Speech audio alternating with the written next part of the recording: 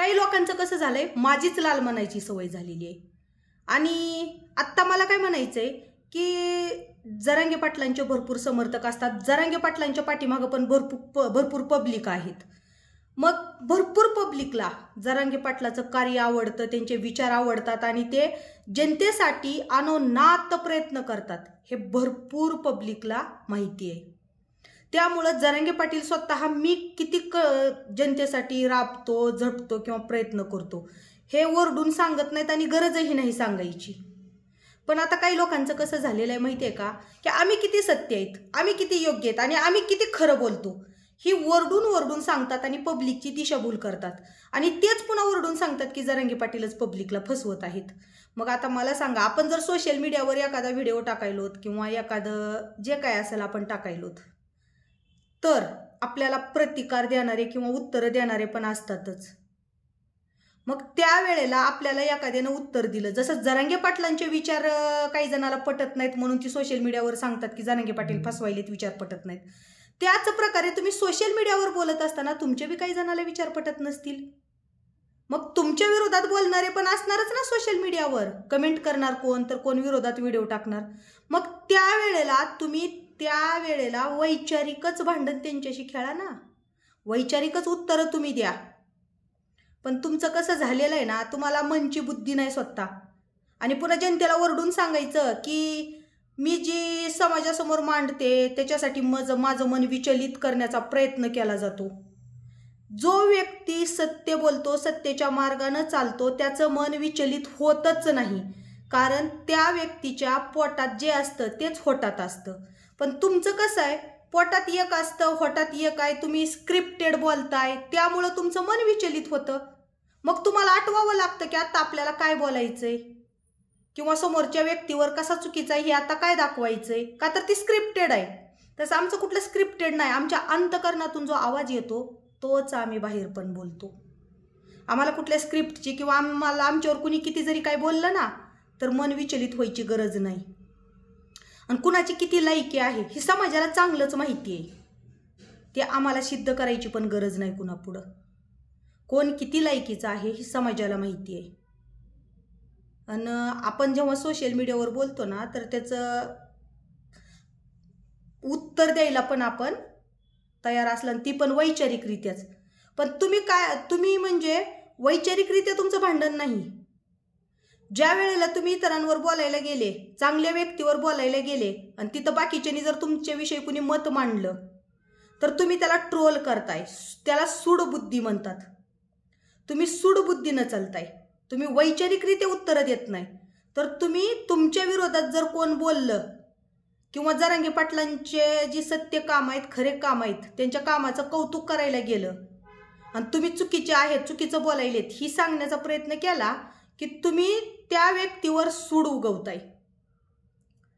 कारण वैचारिक भांडणात कुणीही कुणाच्या पर्सनल लाईफवर खोटे आरोप कधीच करत नाही. आणि पुन्हा त्या आरोपची फिरवी की नाही असं नव्हतं, मला व्हॉट्सअप कॉल आला आणि असं झालं, मी ऐकायला नाही पाहिजे होतं. अन्नच खाताय ना तुम्ही. तुम्हाला कोणतरी फोन करून सांगणार की असं असं आहे, तुम्ही ते खरं धरून सोशल मीडियावर एखाद्याच्या लाईफची वाट लावून टाकणार, ती पण लेडीजच्या. आणि तुम्ही लेडीजविषयी भाषणं ठोकताय की लेडीजवर अन्याय नाही केला पाहिजे, लेडीजच्या चारित्र्यावर नाही बोललं पाहिजे, कुणाच्या चारित्र्याला.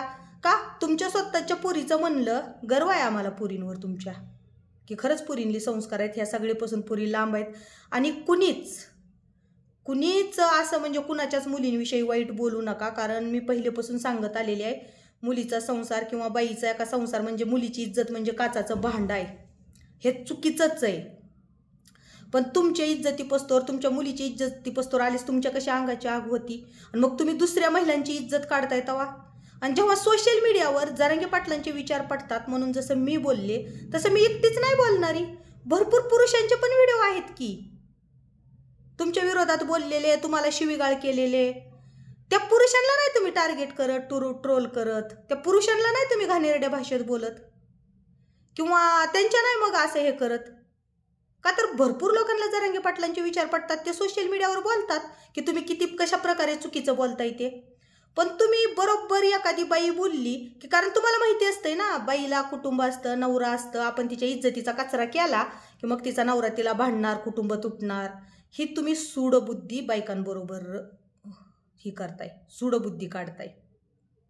आणि हे माझ्या बाबतीत घडलंय, तो अनुभव मला आहे. कारण कुठलंच काय तुम्हाला माहिती नसताना जर तुम्ही सोशल मीडियावर बोललेत की असं असं मला एक फोन आला आणि त्या फोनवर असं असं सांगितलं ना, ह्या हॉस्पिटलमधून काढलं, तिथं 2 ठिकाणी लपडे गेले, मग ही सूडबुद्धी नाही तर काय.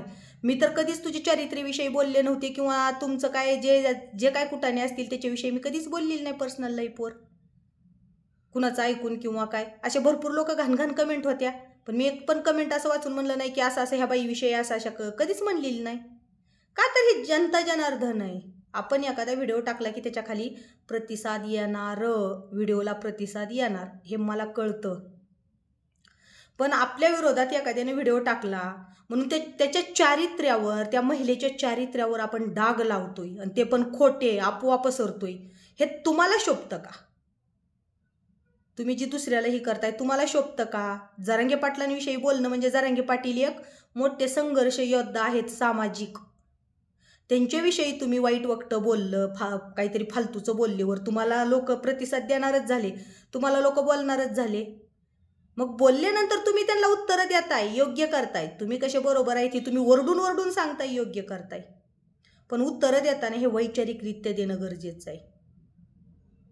उगाच कुणाच्या तरी चारित्र्यावर खोटे आरोप करून मेलेल्या बायकांना सुद्धा सोडलेलं नाही की मला बोलल्यावर मग त्यांचं असंच होतं. म्हणजे आपण आधी काय आहोत ना ते बघायचं आणि मग आपण एवढं ज्ञान देतोय ना दुनियाला, मग द्यायचं. आणि राहिला प्रश्न, मी इकडं पोलीस केस केली, मी तिकडं, तर पोलीस हे सगळ्यांचे सेवक आहेत. ते बिचारे आपण नको ते काहीतरी उगाच कुटाने करायचे आणि त्या लोकांना त्रास देतोय आपण. अहो तुम्ही पोलिसांना सुद्धा शिव्या दिल्या की पोलीस चांगलं काम करत नाहीत, आणि इकडून तर पुन्हा तुम्ही त्याच पोलिसांच्या धमक्या आम्हाला देताय. आणि ते पण कशासाठी? कायदे कानून सगळ्यासाठीच सारखे आहेत. आम्हाला नाही का पुढचं पाऊल टाकता येणार? आमच्या चारित्र्यावर आरोप केल्यानंतर आम्ही नाही का त्याचा जाब विचारू शकणार? आम्ही पण वाट बघूनच असतो ना. मग फक्त आम्ही सुरुवात आपल्यापासून नको ह्या विचारानंच गप्प आहोत. सुरुवात आपल्यापासून नको. आपण ज्या वेळेला सामोरे येईल त्यावेळेला पुरावे सहित दाखविण्याच्याच विचारात असतो आम्ही पण. आणि माझं कसं आहे, मी कधीच कुणाला कुठल्या वाईट शब्दात बोलत नाही. मी वैचारिकच भांडण, मला सूडबुद्धी उगवायची सवय नाही कुणावरच. कारण मी एक बाई आहे आणि बाईची इज्जत काय असते ही मला माहिती आहे. आणि ती मला का माहिती आहे तर ह्याचं उत्तर देते. मी एक कौटुंबिक बाई आहे, संसारिक. मला घर दार, कुटुंब, नवरा, लेकरं, सासू सासरे, माहेरचे लोक आणि समाज ही सगळं बघून चालायची सवय आहे. एकदा का समाजात इज्जत गेली ना तर ती इज्जत कमवण्यासाठी खूप काही पैसा अडका, जमीन जायदाद आपण सगळं कमवू शकतो, पण बाईची गेलेली इज्जत कधी वापस येत नाही ही मला माहिती आहे. म्हणून मी कोणत्या महिलेच्या चारित्र्यावर खोटे आरोप कधीच करत नाही. पण तुम्ही तुमची सूडबुद्धी उगवण्यासाठी एखाद्या बाईचं अख्खं आयुष्यच बरबाद करताय. मला बाकीच्या बायकांचं काही मी बोललेली नाही, मला घेणं देणं नाही. वैयक्तिक माझ्याविषयी झालेल्या गोष्टी मी बोलते आणि माझा विषयच होता फक्त जरा तुम्ही वरडून सांगताय, मी बोलणारच. आम्ही पण वरडून सांगतोय. जे जरांगे पाटलांविषयी खोटे आरोप पसरवतील, खोटे विचार मांडतील, जरांगे पाटलांविषयी जे खोटं बोलतील ती आम्ही खरेपणा समोर आणणारच आणि आम्ही बोलणारच. कारण हे आमचं पण वैचारिक भांडण आहे आणि आपलं मत मांडण्याचा प्रत्येकाला अधिकार असतोच. हे तुमचंच म्हणणं आहे. मग ज्या प्रकारे तुम्ही तुमचं मत मांडताय गलिच्छ भाषेत, फक्त आम्ही त्याला चांगल्या भाषेत आम्ही आमचं मत मांडतोय. आता तुम्ही तुमचं ठरवा. जोपर्यंत जरांगे पाटलांवर खोटे आरोप घेऊन जरांगे पाटलांना बदनाम करण्याचा प्रयत्न केला जाईल तोपर्यंत आम्ही जरांगे पाटील सत्य आहेत ही दाखवण्याचा प्रयत्न करूच. कारण आम्हाला आत्मविश्वास आहे की जरांगे पाटील जनतेला फसवत नाही, ते जनतेसाठी चांगलं कार्य करत आहेत. गोरगरीब जनतेसाठी, शेतकऱ्यांसाठी ते चांगलं काम करीत आहेत. त्यामुळं आम्ही आमचं कार्य चालूच ठेवणार, तुम्ही तुमचं कार्य चालू ठेवा. मग किती जरी अडथळे आले तरी सुद्धा